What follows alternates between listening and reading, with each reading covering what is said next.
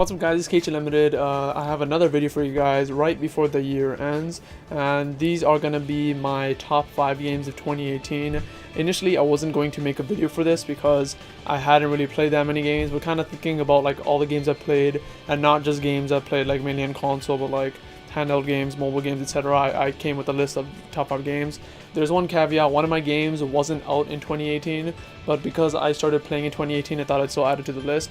It came out in 2017, but other than that, every other game was out in 2018. So yeah, that's the only caveat, and that's the number 5 on my list, so I'll talk about that when I do. So actually I guess talk about it right now. Let's start. So number 5 on my list is Mario Kart 8 Deluxe on the Nintendo Switch. So recently I bought myself a Nintendo Switch. There was like a good deal on Boxing Day, so I decided to get myself one. And Mario Kart is a franchise which I love. I started playing it pretty recently, actually.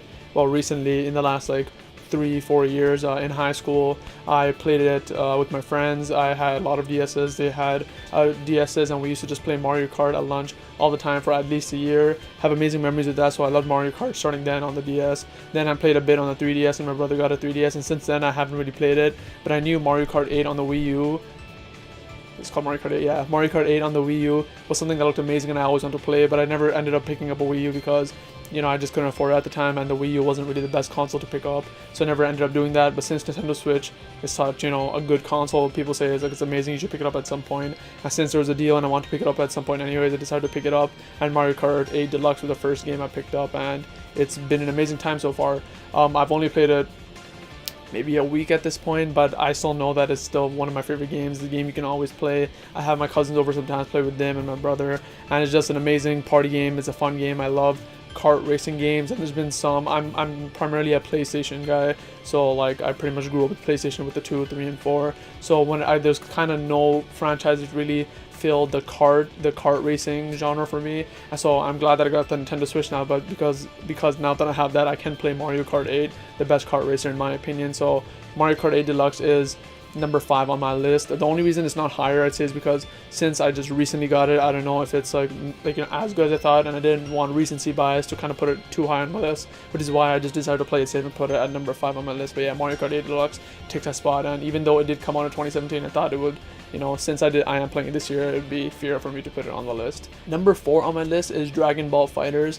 Now this is a game I was very hyped for in 2017 when they announced it and they said it was going to come out in 2018. I was always following, you know, Reset Era and NeoGAF threads at the time, where they're talking about, you know, what characters can be in and people's wish list for the characters and so on. And you know, it was just kind of like a hype inducing moment. Like I feel like before the game came out, I was really not vocal, but I was really into, like, you know, the community of like the community and the hype of the game, and I really kind of love that experience. And when the game came out, I loved it too. It's a great fighting game. I think I fell off of it pretty quickly. Fighting games aren't really for me at the start. Even like fighting games aren't something that I'm really into anyways. They're usually pretty complex for me, and I don't get into them. The only reason I even bought Dragon Ball FighterZ in the first place is because I always buy Dragon Ball games, so like Budokai Tenkaichi, Raging Blast on the PS3, the Xenoverse games. They've honestly, in my opinion, been getting worse over time. So like Budokai Tenkaichi 3 is my favorite game. Raging Blast was like pretty close to it, but it wasn't as good in my opinion. There was like little to no story in Raging Blast 2, which is the one that I played. And Xenoverse 1, Xenoverse 2, while the story was okay, the gameplay, the art style, the sound design, everything about it, I thought was pretty bad. I didn't really like anything about it. I just bought them because it was the only Dragon Ball games I could really buy. And then when FighterZ got announced, I'm like, this is amazing. And what I really loved is they had, you know, a focus on local multiplayer. Xenoverse's focus on local multiplayer was very, you know, very bad. There was little to no focus on it. And so when I heard FighterZ being announced and I could actually play with my brother, I was really excited. The only thing is, the reason I fell off and the reason it was kind of more disappointing than I expected is because this is something I learned after I kind of got into the community of learning about the game, is that fighting games, usually, at least, you know, the ones that Arc System makes, since they have such a complex art style and it's really hard to make games the way they do, their roster is very limited, and in terms of like skin support and things like that, it's really limited in that sense too. So the roster was very small.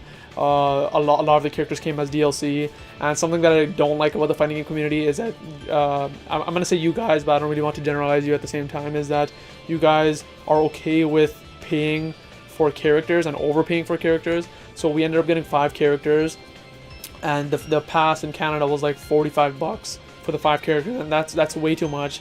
The game is $80 here, and paying $45 for 5 more characters makes no sense.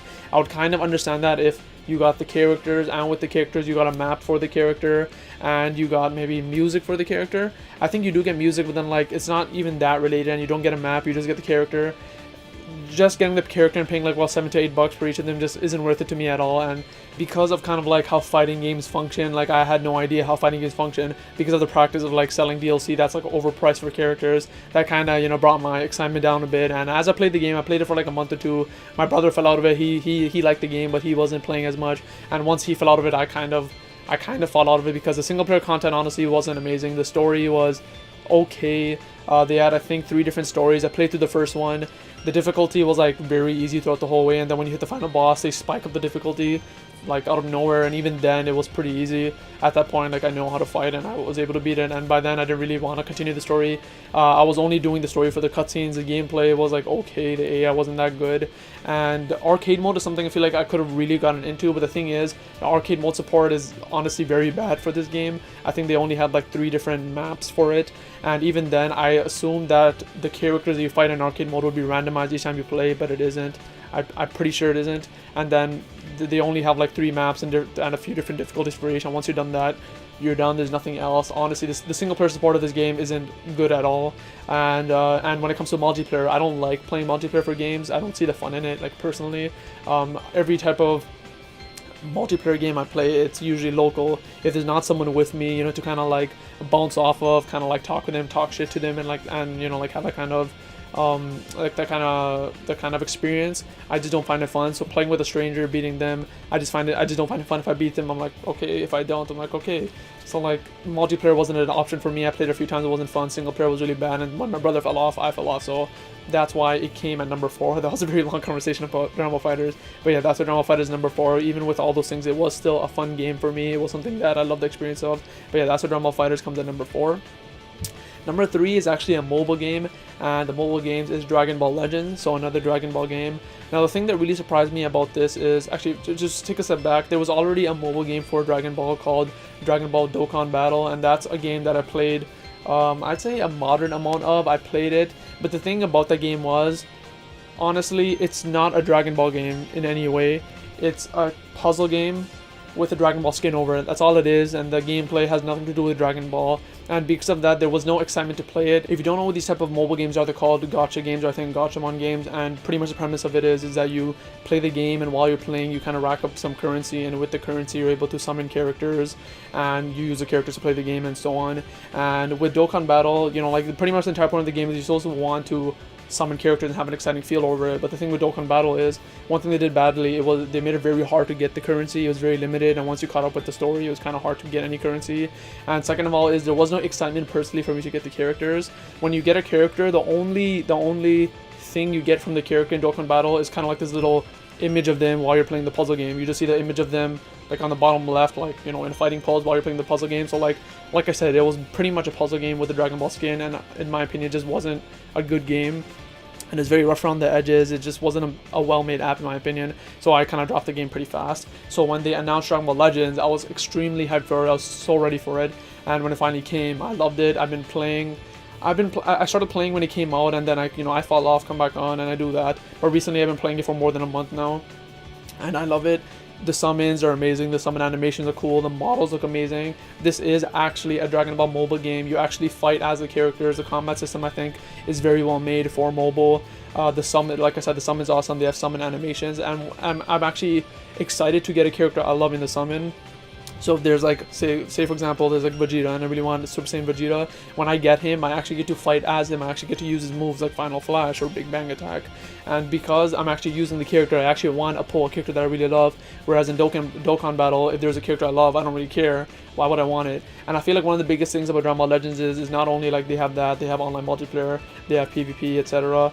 They have like amazing support for it. But when you pull the characters, they have like this cool art style, which I really love. It's like how you expect a Dragon Ball character to look, but they have like this ink splatter art style that they put around them, and this like a harsh shading look that they give to them, which kind of, when you pull the character, you kind of have this extra level of appreciation because it looks so freaking cool. You really want the character and the kind of art, and sometimes if it's really good, I would just like take away the kind of detail, the what's it called?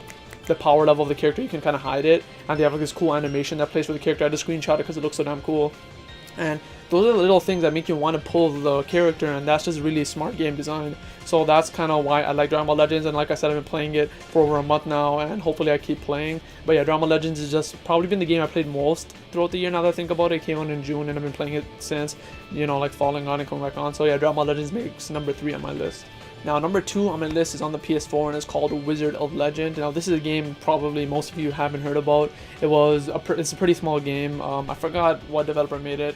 I'm not sure if it's an indie game or not, but yeah, it's called A Wizard of Legend, and pretty much it's an 8-bit looking game, like a pixel looking game, and it's a co-op game or a single player game where you and the buddy are wizards, and you're trying to get through pretty much like this. It's almost like a dungeon. You're just trying to get through it, and pretty much what you do is you go in a level, you gotta beat a few dungeons, and you gotta fight the boss of the dungeon. And once you beat the boss, you gotta go through a few more levels, fight another boss, and you gotta keep doing that until you beat 3 bosses. And I'm pretty sure that's the entire game.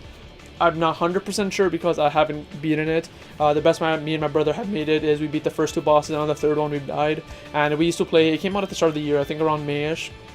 And we played a lot then, but then at some point we fell off because of school or something, and then we never really got back to it. I know it's on the Switch, so I may just buy it on Switch at some point and play it on that, because that's kind of perfect for this type of game.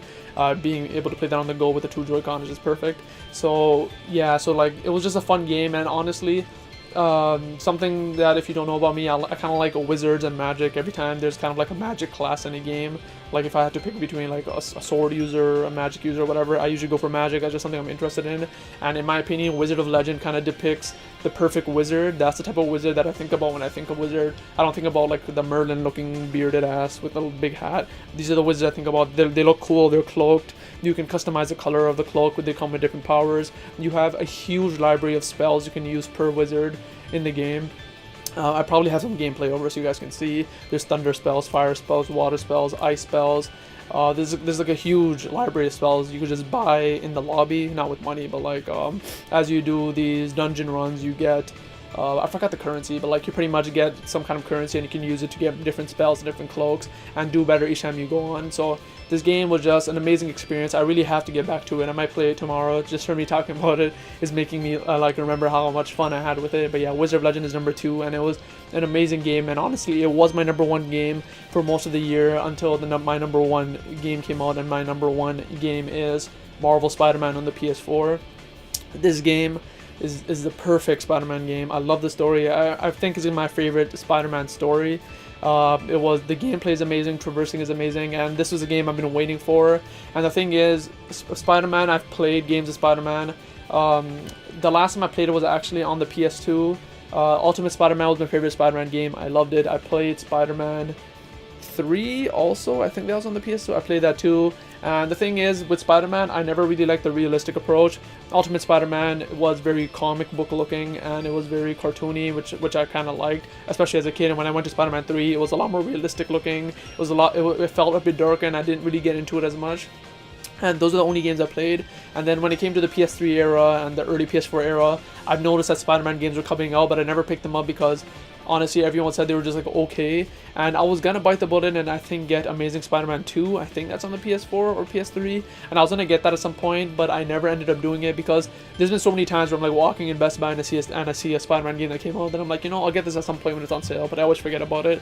But then when Marvel Spider-Man got announced and everyone was saying, you know, this is gonna be like an amazing game, it's gonna be one of the best superhero games, I'm like, I have to get this one. So I got a pre-order for pretty cheap with the E3 sale, and when it came around, it was an amazing game. I love the game.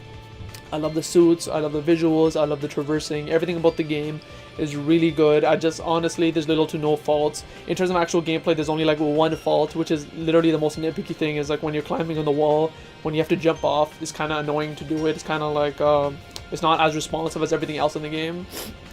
But other than that, everything in the game is awesome.